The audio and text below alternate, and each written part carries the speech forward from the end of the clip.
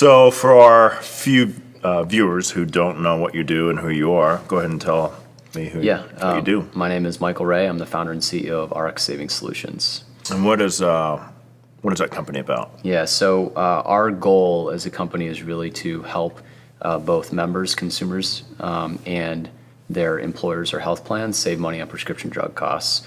So we hear a lot in the news day to day about high drug prices, and there are some very simple but very effective ways to lower drug prices. We have a software built to help members walk through that and essentially be a consumer. So how did you get into this? Yeah, so I'm a pharmacist by trade. So when I came out of pharmacy school, I went to work at a retail location, and I kind of heard this consistent message all the time: why have the cost of my drugs gone up? And so for a long time, I kind of answered it as best I could in the 10 or 15 seconds that I had.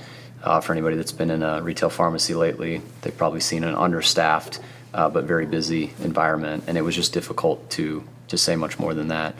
But I had a particular interaction with a woman who one day was making the choice between paying rent and skipping her medications. And so what I learned is that it was very difficult for her to understand how to be a consumer. And we think about Expedia. You can fly from here to New York, and you can go direct, or you can stop in Chicago, or you can go to LA and then to New York. There's all these different routes to get to the same endpoint.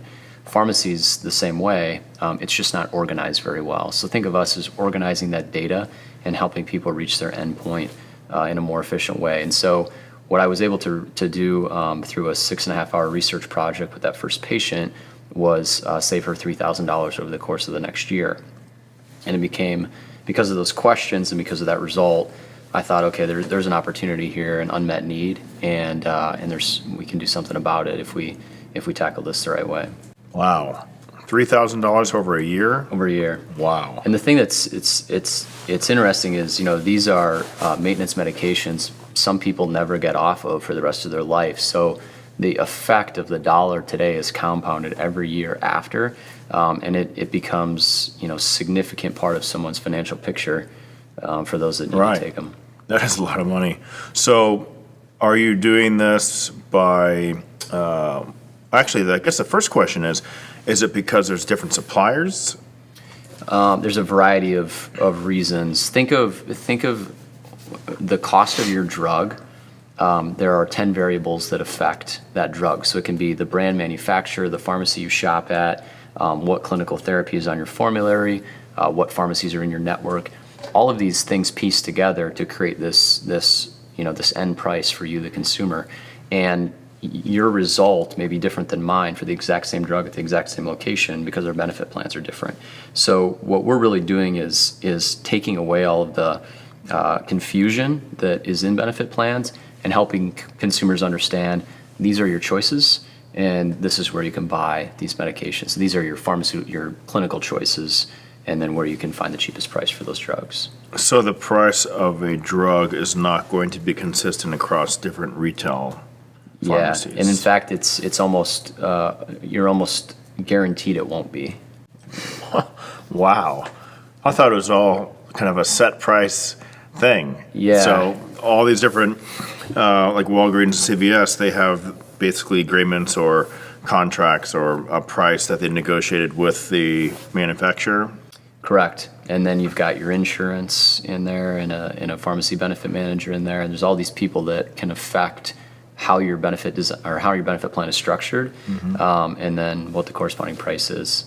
So it's there's a lot of different levers that are pulled, and that adds to the confusion for the consumer. Wow, I would have never thought. It's unlike any market in America. I mean, because if you go buy a chair, you go on Amazon or Target.com or Walmart.com, and you can find all this information very quickly about types of chairs and suppliers and cost. But with prescription drugs, there's nothing like that exists. So that's both the problem and our opportunity as a company.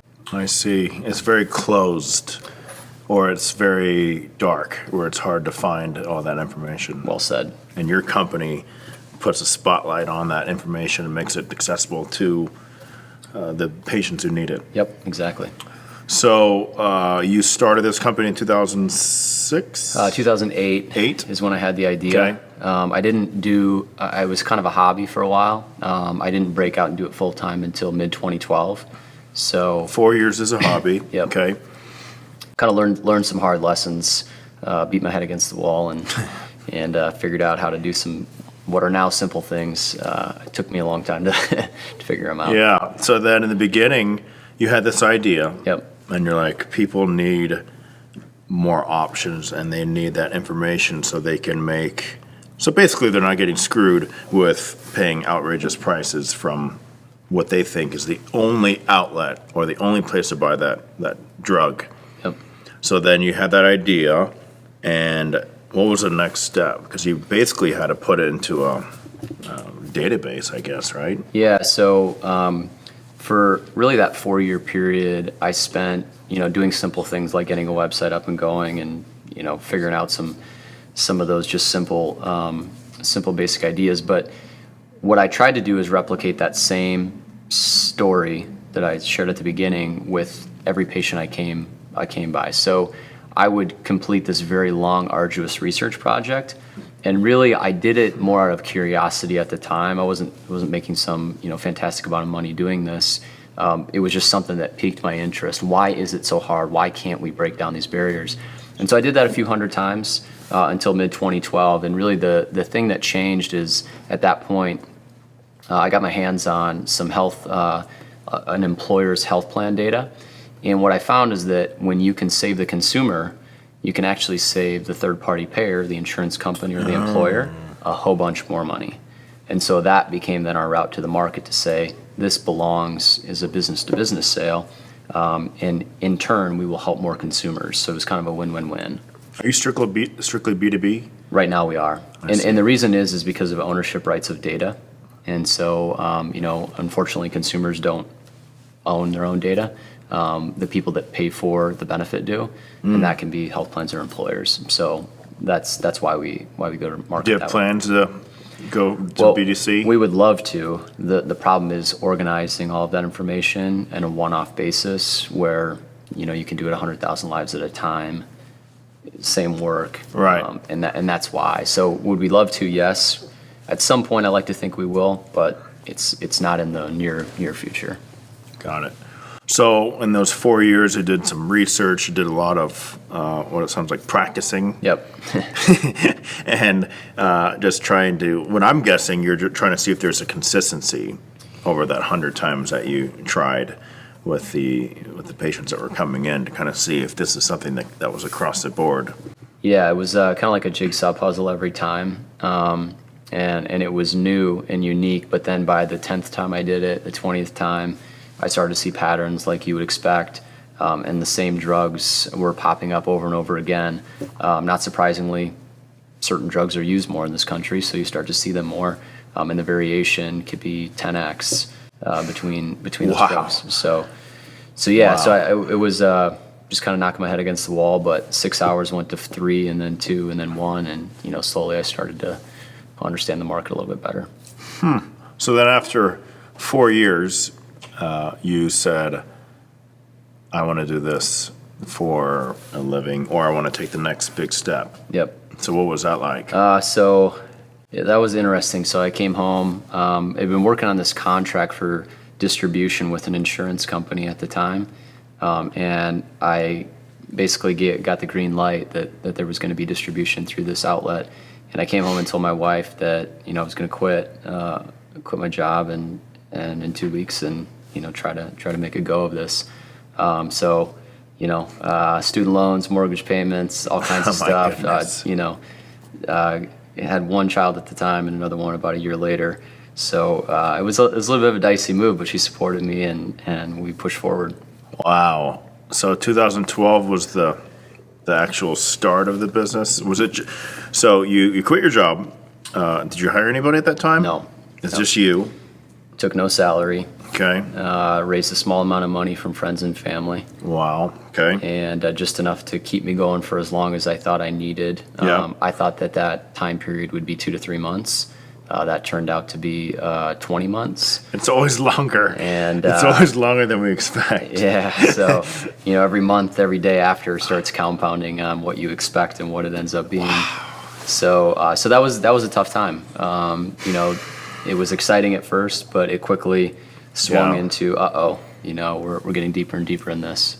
I completely can understand that feeling, because when you have this new idea, you start your business, then it's like, oh, this is such a new thing. And I think it's with anything. You get a new car, it's great in the beginning, but then after you start driving a while, you're like, oh my goodness, I have to pay for this thing. So It's reality. So, like, briefly talking about that experience, you thought it was going to take 3 months for it to basically start generating revenue, Yep. and you said it took about 20 months. Yeah. So that was difficult. We got into those fall months of 2013 and 2012, and then into 2013 in the spring. And each month that ticked by with, very little revenue, not even enough to pay myself a salary at that point, was just stuck back in the business to do things like pay rent and, buy coffee. So that was tough. And, at the same time, savings are dwindling, student loans and mortgage payments don't stop. My wife is pregnant with her second child, so it was like, life's getting real here. So so luckily we were able to push through that time and catch a break. And in the beginning of 2014, we really kind of hit a big contract and have been pushing since. So what were you doing to increase the chances of getting more revenue or getting those contracts? Yeah. So a couple things. I was trying to flesh out the software to be better so that when the time came, I was making this bet that time would pay off. So improving the product. Okay. Networking with folks, trying to learn about insurance and how it works and how everything is coordinated from a benefits perspective, and then trying to find good people. And I would say all of the business is predicated on the idea, but without good people, there is no business for any great idea in this country or in the world. So good people as in customers or employees? Both, but particularly employees at this point. Okay. Yeah, partners and employees. Because you can only do so much. Yeah, and I think that it does a couple things. Partners keep you sane. They test your ideas, that keep you accountable. Right. And they increase the bandwidth of the company. So that was probably, looking back on it, the most important thing that I was doing at that time was meeting with people and eventually finding some really good folks To join you. Yep. Interesting. So what exactly were you looking for when you were looking for these people? At the time, I didn't know.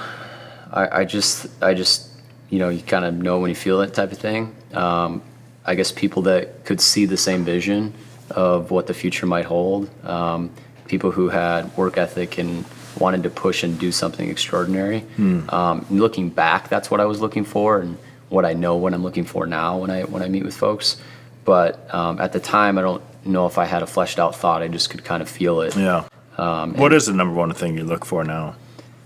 It's really culture, and the culture means a couple things. It's people that I want to be around. Right. Just if you had to work next to them or go get a beer, same. You gotta like them. Same type of person. Right. Yeah, you got. You're gonna spend a lot of time with these people. Yep. And then people who believe in the vision and the idea that even though there is really big business in America pushing against us, that we can do something different to change the game from here in Kansas of all places. Yeah.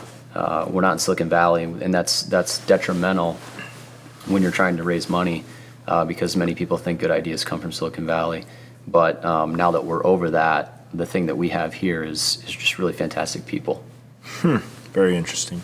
So you were working on getting the talent, improving the product. What were you doing to go out and get the business? Yeah, so the people that I teamed up with at that time really helped with getting that business. So was trying to talk to anybody and everybody I could about opportunities. Most companies in America, and I would say all at this point, the prescription drug prices are a concern on their balance sheet. So we knew that much. So really it was trying to find organizations that were willing to take a chance and do something out of the norm, and break away from kind of the big business solutions that they were used to. And so we really tried to start identifying those, and we were lucky to find two kind of like-minded organizations, during that phase. And that's really what kind of it was the catalyst for the next step. Those two businesses were Berkshire Hathaway Media up in Omaha, the media outlet that Warren Buffett owns, and the state of Kansas here just in our backyard, and their employee health plan. Huh. So you guys do service them? Correct. Yep. Both very those nice. organizations. Did you have to talk to a lot of people in order? A lot of people. And that's, to be honest, that's something that I actually will struggle with at times. I guess it's that instant gratification. 'Cause Yeah. You're like, I put all the time and money to talk to this person, and they're not interested, and then it kind of gets you down. But from what I'm understanding, and which I already know that the truth is, you just have to talk to a ton of people. Yeah. And you're going to find the right ones, but you just still have to go through the work. Yep. Yeah, and I think everyone says that you learn from every meeting or every person you talk to, and that doesn't feel very good to think about that when you come out of a bad one. Right. But inevitably, you do pick up stuff. I think that what we also learned during that is, it was a government entity in that first or kind of one of those early sales, and we did have to talk to a lot of people because of the way government operates. But even in the deals that we do today to Fortune 500 companies, all of these sales are multi-stakeholder deals. So there's HR's involved, finances involved, procurement's involved. So that's kind of been consistent. And for our business, it's kind of just you have to do it type of deal. Very good. So kind of going back, and kind of going back and forth, but as a child, how were you raised? Were your parents strict? Were they kind of, the opposite? I would say they were pretty middle of the road, looking back on it. There were certainly rules, and you needed to follow rules. But I think more than, it was not overly strict, and I was not shielded from anything, particularly. I grew up in a small town, so probably exposure. Nebraska? Iowa, actually. Iowa, Yeah, got it. Yep, Lansing. So, 1,000-person community. Wow. Now 1,000 people live in my subdivision, I think. So, it was just a lot different. Right. So then, were there any moments that you can remember when you're a child where for example, for me, I wanted to quit Taekwondo and martial arts probably by the age of 10, and I started when I was 4. Okay. So 6 years later, I just got burned out, and I didn't want to do it anymore. But my father didn't let me, even though I fought him tooth and nail. Was there anything that you went through like that? Nothing sticks out as I think I certainly had less interest in certain things, like particularly some sports. Yep. But because we were such a small community, if you wanted to have a team, you kind of needed everybody to play. It was a lot different than how it is here. So, there were definitely things I preferred less. I'm just not thinking of anything that I really wanted to quit. I couldn't. I think my parents they encouraged me to, kind of stick it out and to push forward and not just give up because, something didn't go my way. Right. But also didn't feel like I was trapped, I guess. So I guess they did a good job making me think that, at least. Yeah. Well, I asked because, first, I'm such a huge fan of grit and at least identifying it and talking about it, and especially with our children, because like studies are showing, and if you just read a really popular book that came out a couple years ago by Angela Duckworth, it's called Grit, and she talks about how this is such an important thing, and you obviously showed it first with going through pharmacy school, because that's not fun. Yeah. And that's more schooling, unless you loved school. No, right, I didn't love school either, but going through undergrad 4 years, and then it's 3 years, right? 4. So it's 4 and 4? It was 3 and 4 for me. I think now it's 4 and 4. So 8 years total. 7, yep. Okay, so 7 years for you, and I remember for me, my 4th year, I'm like, I don't want to do this anymore. This is horrible. Yeah. Just because it was boring, or it just didn't. There was no purpose to it. Yeah. But I stuck it out because I actually became I think the first family member with a degree in my entire family ever. Wow. So it's one of those things where I have to do it now, Yeah. but I didn't want to. So for you, I'm just wondering, have you always had this grit, or was this something that just was part of your family's culture? I would. It's probably better to ask people around me than me. Maybe my parents could give a different perspective. Yeah. I would say yes, I did. I think it probably showed up differently at different times in my life. I think that when you encounter difficult situations, you do one of two things: you either succumb quickly, or you dig in and you push forward. Right. And I just can't remember a time where I kind of willingly gave up because I thought it was too hard. Sure. I might have knowingly made a decision, but maybe that's just in my head too. I don't know. Right. We're probably similar where we make decisions so quickly. Sometimes, at least I am. I'm like, okay, maybe I should have thought about that. Yeah. So I'm like, let's go. That's why I need my team. Right, exactly. Where they kind of keep you a little bit more grounded. Yeah. So going back to the business, you got your first contracts, and then things started rolling. Mm-hmm. So then you started hiring. Was there, I'm guessing, so you got your first contracts, you started bringing in revenue.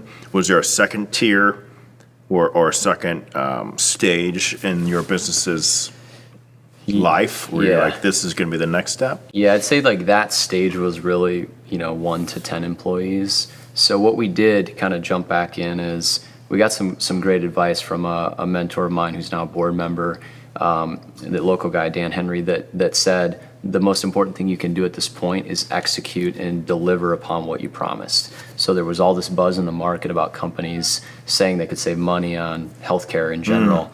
And a lot of it was vaporware, or they didn't have a fleshed out business plan. It was kind of a nice looking demo. But, really proving value and showing ROI was important. So we really focused on doing that, even though, Silicon Valley companies and Boston companies were raising tremendous amounts of money on ideas, essentially at that point. We kind of tried to keep that at the side and just do our job. And when we did that, that started to pay off for us at 12 to 18 months later as the business continued to kind of evolve. So I'd say really that first phase, that was a 1 to 10 employees before we pushed beyond and kind of went through the next phase. So 2012, you had how many employees? It was just me until about January of 2014. Just you until 14, then you started hiring. Yep, or late 13. So then, in 14, how many employees did you have? So probably by the end of that year, we had 9. Okay.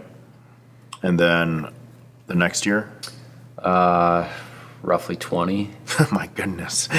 So at that point, you saw the progress, and Yep. you knew, I need more people, good people, Yep. to drive this forward.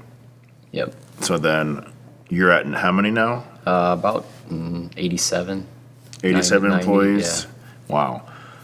So going from a pharmacist with an idea now to basically 90 employees, and I'm guessing you guys are not done. Like you see this to continue to grow and grow and grow. Yeah, I think we're just getting started. I think that we have built a good base, but we have an opportunity to service every person in this country, and that's the big goal that we're pushing towards. Sure. So just to retouch on what I asked before, when you're hiring somebody, you get to like them, right? And they got to fit in your culture. So what makes you want to like them? This might be a good video for somebody who wants to work for you. Yeah. I think that when I break down hiring then and hiring today are different. So I leave it to the hiring managers to determine if someone has the technical expertise Yeah. to fulfill the job role. Yep. But what I'm looking for, now is from the culture. We kind of have this saying in our company that there's no ego. There's no room for ego. Yep. So when ego enters the picture, things get out of whack and people's opinions suddenly become very strong. So we want people who will enter with that idea in mind, but also not be afraid to challenge. And just because I have an idea as a CEO doesn't mean it's not a terrible idea. Right. And I expect my team to tell me that if it is. and kind of have to have that level of trust in one another. Sure. Me and them and me. Right. And if they have an idea, they present it respectfully. Correct. Like for me, it's all about like be humble. Yep. And then be respectful. Yep. Like for me, it's like, what else is there? Yeah. Yeah, it's pretty. Because if you're humble and respectful, then I'll do everything I can to make you successful. Yep. But it's hard to teach somebody who's not humble. Somebody told me once, it's simple, not easy. And I think that be humble, be respectful. I think that sums it up. Sure. It's simple, but it's not easy to do. So switching gears here, you have actually 2 sons who have autism. Correct. Yep. And one of them, actually they both came here, and one of them still continues to go Yeah. here. Why do you have him come here and do martial arts? So a few things. I think it gives him exposure to something that's completely outside anything he's ever done before, but also something outside anything I've ever done before. So I always grew up playing sports with the ball.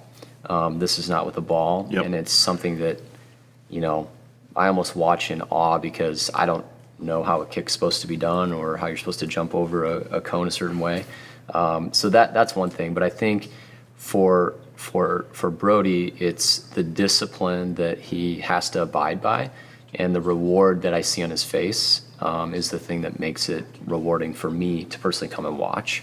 And I think when he walks out of here, he has that level of accomplishment that he doesn't get a lot of places. Sure. That's awesome.